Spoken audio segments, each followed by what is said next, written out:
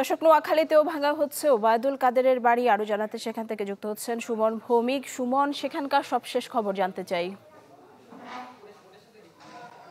নিশি, আমি যে জায়গাটাতে দাঁড়িয়ে রয়েছি এটি হচ্ছে ওবায়দুল কাদেরের পৈতৃক বাড়ি। এটা মূলত একটার দিকে বিক্ষুব্ধ ছাত্র জনতা তারা এখানে এসে ভাঙচুর শুরু করেছেন।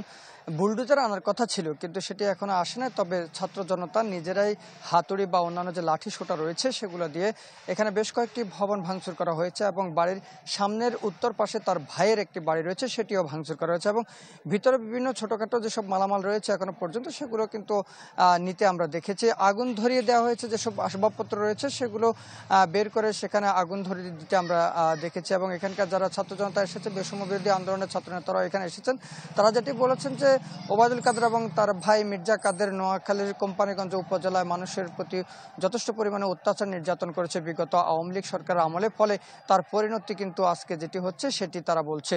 এবং এর সঙ্গে তারা আরেকটি কথা বলেছে যে নোয়াখালীতে যারাই মূলত মানুষকে নিপীড়িত করেছে বা যাদের দ্বারা নিপীড়নের শিকার হয়েছে এখানকার মানুষ, তাদের প্রত্যেকের বাড়িতে হামলা করবে, এরকম একটা কথা তারা আমাদেরকে জানিয়েছেন। তারা একরামুল করিম চৌধুরীর বাড়িতে, নোয়াখালী জেলা আওয়ামী লীগের সাবেক সাধারণ সম্পাদক একরামুল করিম চৌধুরীর বাড়িতে হামলা করার কথাও আমাদেরকে জানিয়েছেন। কিছুক্ষণ আগে প্রায় এখনো 1 ঘন্টার মতো হয়েছে, এর মধ্যে ওবায়দুল কাদেরের ভাই মির্জা কাদের যে ঘরগুলোতে থাকতো সেগুলো ভাঙচুর করেছে এবং তার ভাই শাহাদাত মির্জা যেখানে থাকে বর্তমানে তারা সেখানে গিয়েছে, সেটিও ভাঙচুর করছে।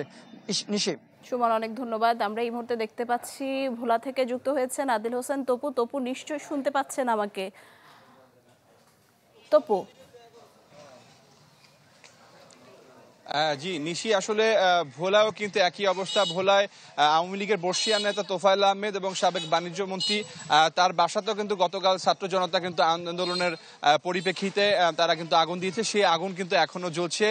তার গাজীপুরস্থ প্রিয় কুঠিরের বাসায় কিন্তু এখন এই মুহূর্তে ধাউ ধাউ করে আগুন জ্বলছে। তো যদিও ভিতরের রুমগুলোতে এই মুহূর্তে একরকম উৎসুক জনতা যারা আছেন তারা কিন্তু একরকম যে যার মতো করে বাসার মধ্যে যে আসবাবপত্রগুলো আছেন তারা নিজের মনে করে আসলে সেগুলো নিয়ে যাচ্ছেন।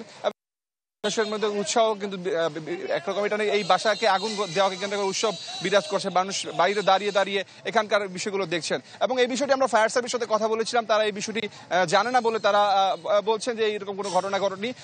মূলত ভোলার যেই তোফায়েল আহমেদের বাসা, এটি ছাত্র জনতার আন্দোলনের পরিপ্রেক্ষিতে এটা হয়েছে। ঢাকায় যে প্রধানমন্ত্রী যে ভাষণ দিয়েছিলেন অনলাইনে, সেই ভাষণের পরিপ্রেক্ষিতে ছাত্র আন্দোলনের পরিপ্রেক্ষিতে কিন্তু সারা দেশে নয় ভোলাতেও কিন্তু তোফায়েল আহমেদের বাসাতে আগুন দিয়েছেন এবং রাত 1টা থেকে শুরু করে 3টা পর্যন্ত এই বাসার বিভিন্ন বাসার আগুন দেওয়ার কারণে কিন্তু বাসার 1 তলা থেকে 3 তলা পর্যন্ত কিন্তু আগুন দেওয়ার কারণে পুরো বাসাটি কিন্তু পুড়ে গিয়েছে এবং সেটি একরকম বলা যায় এখন অরক্ষিত রয়েছে এবং মানুষ দিন দিন এখানে দেখার জন্য। তবে এটি নিয়ন্ত্রণে কাউকে আমরা দেখতে পাইনি। তবে স্থানীয়রা মিশ্র প্রতিক্রিয়া ব্যক্ত করেছেন।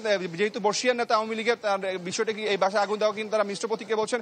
কেউ বলছেন যে আওয়ামী লীগের যে 16 বছরের যে কার্যক্রম সেটি। অনেক ধন্যবাদ আপনাকে।